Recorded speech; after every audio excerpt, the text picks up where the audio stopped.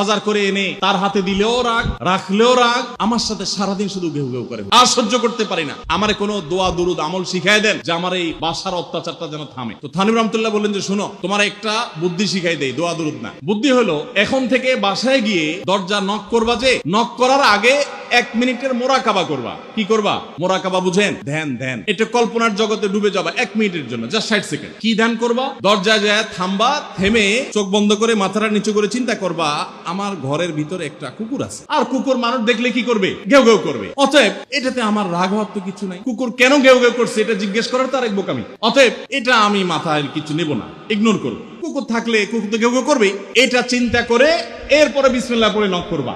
তো এই বুদ্ধি অনুযায়ী পরের দিন আসছে বাসা, আগে 1 মিনিট মোরাকাবা করছে, এরপরে দরজা নক করছে। যথারীতি দরজা খোলার পরেই শুরু হয়ে গেছে যুদ্ধ।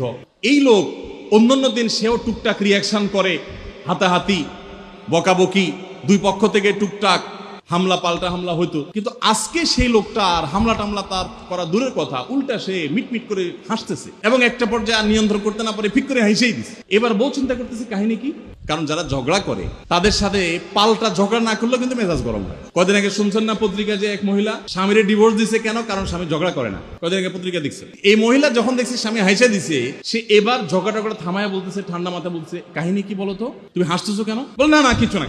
সে তো বলবে না, স্বামী মনে করছে হয়তো অন্য কোনো কাহিনী আছে, কোনোভাবে উদ্ধার করতে পারে না। পরের দিন আবার সেম কাহিনী, আবারও হেসে দিচ্ছে। মহিলা চিন্তা করছে ব্যাপার কি, বলে না আজকে তো তোমার একদিন কি আমার একদিন, বলতেই হবে তোমার। কেন তুমি হাসতেছো?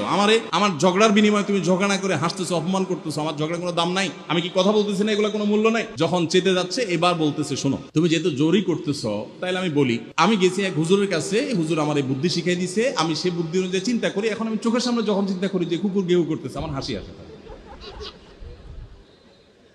বউ চিন্তা করে, কি বললা তুমি? তাহলে তুমি এই মনে করো আমারে? এবার থেকে বেচারে ঝগড়া করার আগেই তার থেমে যায়, চিন্তা করে হায় হায়, আমি ঝগড়া করলে তো সে মনে মনে আমার ওইটা চিন্তা করবে। বুঝতে পারছেন?